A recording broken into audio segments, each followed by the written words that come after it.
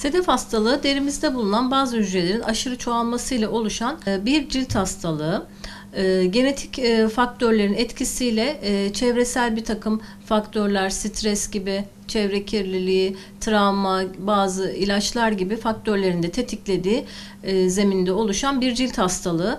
Fakat aynı zamanda sedef romatizmasına da sebep olabiliyor. Bunun gibi belli birkaç tutulum da yapabiliyor.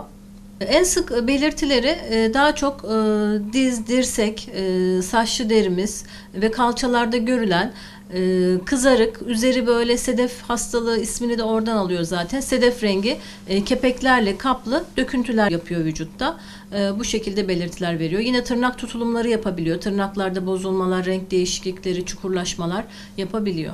Sedef hastalığının dediğim gibi genetik yatkınlık olan bireylerde oluşuyor ama sadece genetik yatkınlık tek sebep değil. Bunun yanında çevresel birçok faktör de etkiliyor. En başta psikolojik ve fiziksel travmalar, stresler. Bunun dışında yine ilaçlar, hastanın bulunmuş olduğu ortam hastalığın gelişmesinde etkili oluyor.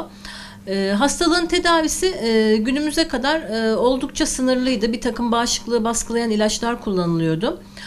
Fakat günümüzde artık sedef hastalığının tedavisi biraz daha işimizi kolaylaştırdı. Bir takım biyolojik dediğimiz akıllı ilaçlar bulundu. Bu ilaçlar ayda bir, 2 veya 3 ayda bir kullanılmakla beraber hem kullanımı kolay hem de yan etkileri diğer eski ilaçlara göre biraz daha konforlu ilaçlar, yan etkileri de oldukça az. O yüzden sedef hastalığı daha tedavi edilebilir bir hale geldi günümüzde. Sedef hastalığında aslında birçok tedavi yöntemleri internette veya bu işin uzmanı olmayan kişiler tarafından birçok tedaviler söyleniyor ve insanlara bu şekilde umut pazarlanabiliyor. Aslında kaplıcalar da bunun gibi. Kaplıcaların geçici olarak kısa süreli bir iyileşme sağlasa da uzun vadede daha kötü yan etkileri, oralarda hastanın enfekte olması veya travmatize olması hastaya daha da zarar verebiliyor.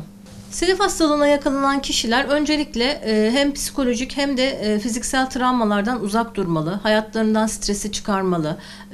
Yine sadece beslenmeyle alakalı değil ama bu hastaların sağlıklı bir yaşam tarzı olması gerekmekte. Bunun dışında kullanmış oldukları ilaçlara dikkat etmeleri gerekiyor.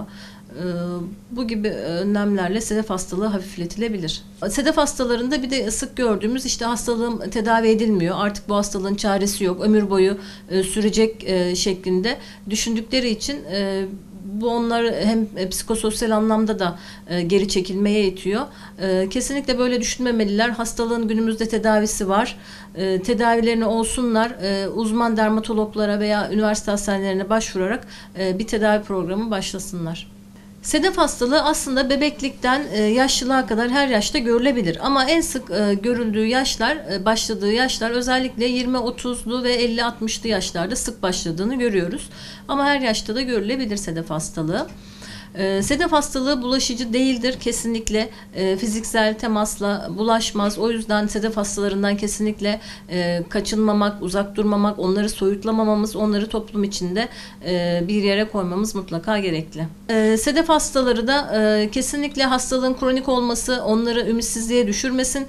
Günümüzde akıllı ilaçlarla sedef hastalığının tedavisi oldukça kolaylaştı. Bunun için mutlaka bir dermatoloğa başvurup bir tedavi planı oluşturmalarını istiyorum.